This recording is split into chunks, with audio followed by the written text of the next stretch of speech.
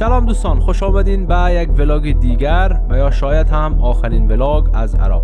در این ولاگ میخواییم که چند تا از کارهایی که چندان جالب نبود اما در طول سفر 10 روزه هم در کشور عراق تجربه کردم را با شما به اشتراک بگذارم. این چند نکاتی که براتون میگم خسته کننده بودن ولی خب گاهی هم بامزه بودن و مطمئن هستم که برای شما هم شنیدنش جالب خواهد بود.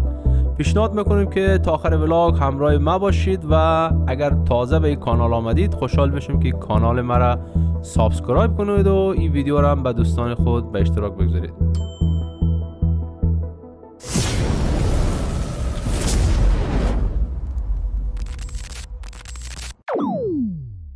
قرار بود ولاگ کربلا آخرین ولاگ ما باشه.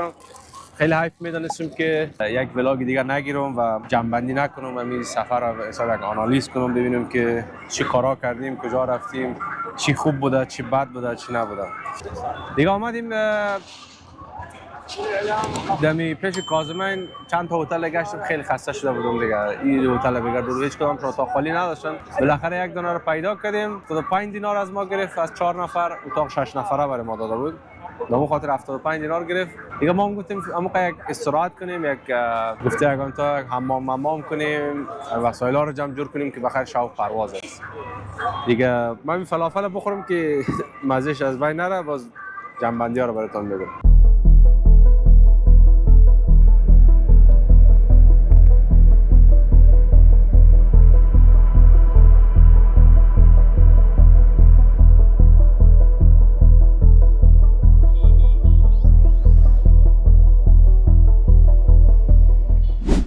خب میخواستم درباره خوبی‌ها و بدی‌های این مسافرت براتون چیزایی که تجربه کردم رو بگم.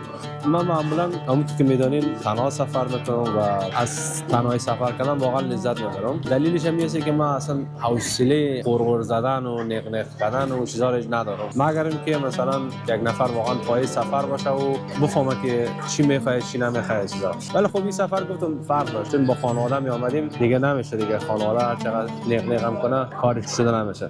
ما اون که این همه میرفتیم صبر میکردیم، مثلا یک زیارت نهایتا هر چقدر شلوغ باشه 2 ساعت، قد نماز وضو چیزا 3 ساعت، اینا میرفتن 10 ساعت گم میشدن، هنوز هم یک چیز قرضدار بودن. این خیلی برای من چیز بود. مثلا من مجبور بودم فرد یک گوشه و یک جای بگیرم دیگه، هوام که داغ خودتون میفهمید قیلون کشیده بیخی دیوانه شد. یک از ضد حالای بود که در طول سفر خوردم، ولی خب خاطرای خوبم داشت. خاطرای خوبش بود که مثلا بعد از 10 سال هوای خود دیدم، صحبت کردیم، یگان ساعت 6 تا گپ زدیم، خندیدیم. در طول سفر واقعا چیزی که خیلی مهمه همسفر است که با کی سفر میکنی. گاهی اوقات میتونی که همسفرت خودت انتخاب کنی، اما بعضی وقتا کار از دست ساخته نیست و مجبور هستی که تحمل کنی. سفر عراق هم از همون سفرهایی بود که همسفرهایم چندان از دلم نبودن، ولی خب دیگه متاسفانه مجبور بودم تحمل کنم. خب یکی از بدیایی که کشور عراق داره برق است. هنوز اون که سال 2025 است اینا مشکلات برق داره و روزانه تقریبا براتون بگم شاید 7-8 دفعه برق خوره. یک برق دولتی دارن، یک برق حساب اگر یادتون باشه افغانستان جنراتور بود سر کوچه، فقط یک گروه برید میداد، ما ماشون چند افغانی هستن میگرفت اون قسمی است، ولی خب این بیشتر از یک گروه است. میتونی یک بادپکه چالان کنی و چند تا گروه داخل خانه. و برق دولتیشان که است مثلا قوی تر است، میتونن ایر کندیشن چیزا چالان کنن، میتونن یخچال فریزر و چیزا رو چالان کنن، ولی با برق جنراتوری فقط یک چند تا گروپ و در حد یک مثلا چیز یک بادپکه هوایی مثلا در خانه نصب کنن.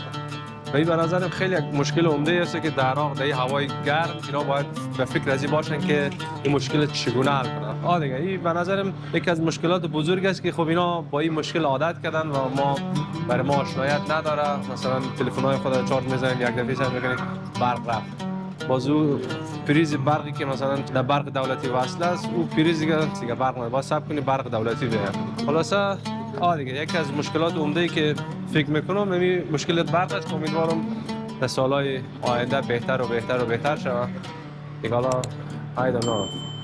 باید دولتی را سرش فکر کنم. دیگه از لحاظ بهداشتم بگم، خب من من حیث کسی که در کشورهای مختلف سفر میکنم دیگه نباید راستش از نظافت و چیزی نق بزنم، چون یک آدمی که حساب جهانگردی میکنه همه نوع چیزا رو باید تحمل کنه. ولی خب بحثایی است که من براتون میگم شاید برای شما مثلا مفید باشه. از لحاظ نظافت چیزا واقعا نظافت خیلی پایین است، خصوصا سیستم تشنابایشان مثلا 6 دقیقه‌ای است. ما در او عادت نداریم و خصوصا کسایی که سنگین وزن است مثل من دیگه خیلی برشان اذیت کن میشه. کوچه های کم چتل پتل است، آب است و خلاصه خصوصا مردم اینجا زیاد چیز میکنن، زباله تولید میکنن خیلی بیش از حد. ما مثلا در اروپا وقتی یک دونه آب که واز میکنیم این سرپوش شد در اینجا استاد میشه، ولی اینجا سرپوشش که استاد نمیشه چه خود بوتل هم در روی هوا مردم موتور خود واز میکنن میذاره روی سرک. همه از این باعث میشه که انبوهی از زباله تولید شه و دیگه اینام که ریسایکلینگشون به نظر خیلی سخت است. به خاطر اینا رو آتش میزنن. این آتش زدن دود میشه و خلاصه هوا رو خیلی آلوده میکنه. به خاطر خیلی عراق از این لحاظ خیلی باید بیشتر دولت چیز کنه، حساب کار کنه سرش. دیگه از لحاظ مهمان نوازی عراقی‌ها خیلی خوشحال هستم، واقعا دمشان گرم. سنگ تمام میگذاشتن و بدون ریا و بدون چیز ما را خانه خود میبردن. فقط یک چیزی که در طول همین مهمانی‌ها و مهمان نوازی که مثلا من خوشم نیامدی بود که صاحب خانه بالای سرت وای میستاد، وقتی تو نان میخوردی احساس میکردی که مثلا در زندان گوانتانامو هستی و زندانبان اونجا بالای سر وسال است. این یک احساس داشت. یا برده‌های مصر باستان هستی، سرکارگرت بالای سر احساس که نان بخوره و بره سر کار. این به نظر من خورده به احترامی بود. حالا نظر شخصی است. خب شاید من اشتباه کنم ولی خیلی دوست داشتم که ما همون رقم که خالصانه و چیز و بدون چیز دعوت میشدیم داخل خانه مردم، همون صاحب خانه بالای سر ما نباشه دیگه. آزاد بان ما نان خود بخوریم، حمام کنیم.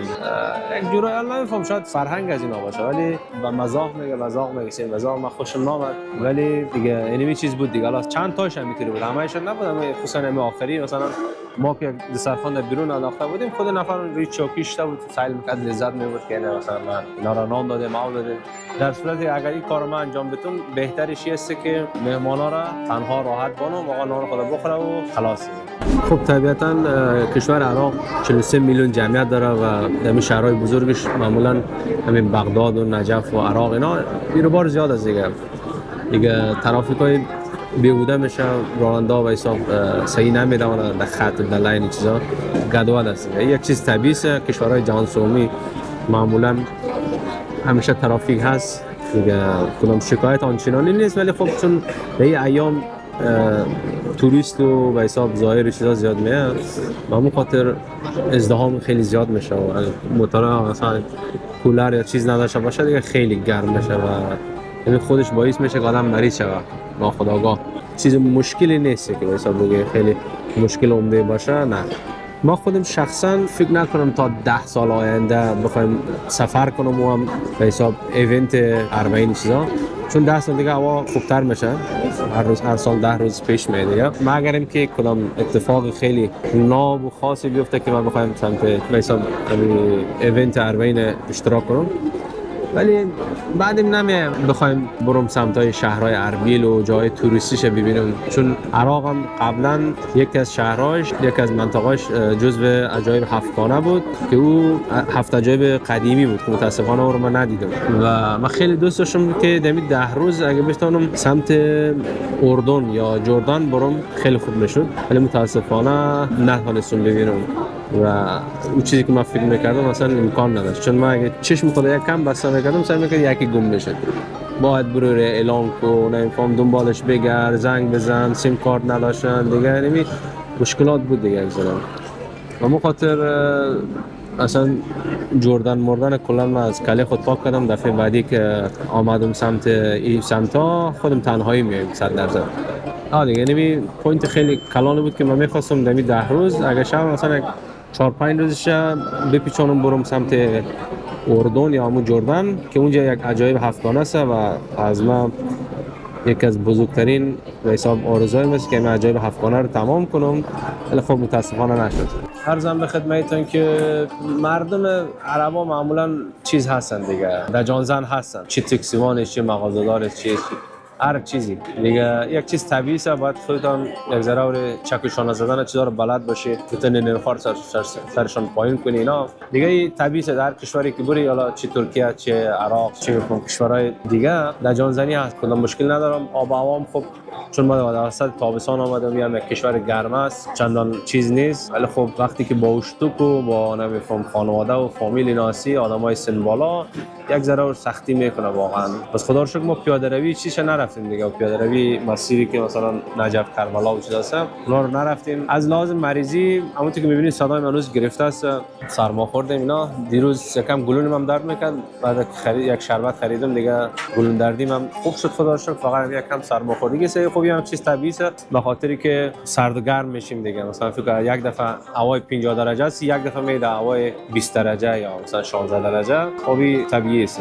مثلا در موتورایی که کولر دارم من خیلی حساسیت دارم، اما خاطر زود مریض میشم. ولی خدا رو شکر از لحاظ مثلا مریضی نمیفهم استفراغ و اسهال و نمیفهم دل دردی و آنفولانزا و چیزا، خدا رو شکر بیغم بودیم. کل خانواده ما هیچ کس خدا رو شکر مریض آنچنان نشد، فقط در حد گلون درد و سرماخوردگی. از من خدا رو شکر گفتم گلون دردم خوب شد. اون شربتی که خریدم دیروز، ولی سرماخوردگی هنوز مانده، ولی هنوز مزه غذا رو میتونم بچشم. فقط دماغم یکم چیز میشه دیگه، کدام مشکل خاصی نیست. دیگه چیز خاصی زیاد به ذهن نمیاد. یعنی به حساب شلوغی، کثیفی، به حساب به جایی، به هتلی، اینا یک کم روی مخی بود دیگه. حالا هند با اون که مثلا از اینجا چند لیول بدتر است، ولی خب همون هتل که گرمه، حالا یا قیمت یا ارزان فرق نمیکنه. مهم است که یک پرایوسی داشته باشی، بتونی یک کم استراحت کنی. مثلا دیروز بخی پایم شاریده بود دیگه، از بس که عرق کرده بودم، عرق سوز شده بودم، پایم شاریده بود، راه رفتن نمی‌شد. چند روز خود زیاد نگاه کردم، ولی دیروز دیگه کار خود کرد دیگه مشکل نیست. حالا در حال برگشتن هستیم. امشب بخیر پرواز است سمت هلند. دیگه بتونم تا یک خاطره بسیار عجیب و غریب با خود پس میبرم سمت هلند. در کل بخوایم بگم ناراض نبودم که بگی ناراض باشم، چون سخت‌ترها و بدترها و خرابترهایش تجربه کردم. یم کشور 29می بود که من در زندگی خود وارد یک کشور شدم و الان خدا رو شکر 5-6 تا شهرهای مهم و بزرگش دیدم. فقط یک اربیل میمونه که خیلی آرزو داشتم اربیل رو ببینم، چون منطقه کردنشین است و خیلی مردمای خوبی داره میگم. و حالا دفعه بعدی ان شاء الله. دیگه ارزم به خدمتتون که به نظر من باید برنامه را خوب آدم بچینه از قبل. ما الان مثلا اینمی زیارت کاظمین امروز که آمدیم، سومین دفعه است که میخوایم به حساب چیز کنیم، زیارت کنیم دیگه. یک دفعه خود ما وقتی که آمدیم زیارت کردیم با او چیز، یک دفعه هم که رفتیم کربلا و نجف، باز از سامرا برگشتیم اینجا زیارت کردم، باز دوباره رفتیم طفلان مسلم و دوباره کربلا، دوباره حال پس آمدیم میخوایم سمت خانه بریم، باز میخوایم برن زیارت کنیم. این دیگه یک چیز دیگه اکستراست دیگه. به نظر من خوبترش این بود که یک برنامه خوب قایم بشه، ولی خب چون ما تنها نبودیم، با خانواده و فامیل و دیگه بودیم قوما، دیگه نمیشد که تصمیم بگیری کجا بری کجا نری. هر چی کلانا میگفت دیگه من فقط وظیفه این بود که تاکسی یا موتور پیدا کنم که اینا رو برسونم دیگه. این هم از برنامه‌های تو رفت آمد و چیزای ما.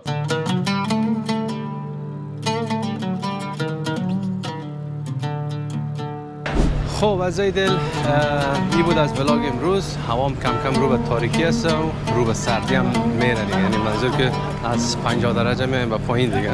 و ما اینجا ولاگ به پایین میرسونم با این غذاهای خوشمزه‌ای که پشت سر میبینین. فعلا یک منطقه هستیم که خیلی منطقه لوکس است، نزدیک بغداد مال است. حالا کوچه پشت سرش است دیگه، سرک نمیشه نام چه نمیفهمم. جایی است که خیلی مقبول است دیگه. همین کم قدم زنان میریم سمت پایان، بعد از اون میریم سمت کاظمین که هتل ما همونجا است و شب بخیر سمت فرودگاه یا ایرپورت دیگه. شب روز همگیتان خوش. امیدوارم که ولاگ براتون مفید بوده باشه و به بعضی از سوالا و حساب چیزایتان رسیده باشین. بازم اگه کدام سوال چیزی داشتین حتما در قسمت کامنت ها بریم بنویسین. لایک و سابسکرایب یادتان نره، زنگوله رو هم حتما فعال کنین که خیلی برای ما کمک میشه. و خواهشاً ویدیو رو برای دوستانتان که میخواد به عراق سفر کنه به اشتراک بذارین. در آخرم قدر سلامتیتون رو بدانین و بیشتر سفر کنین. چاو.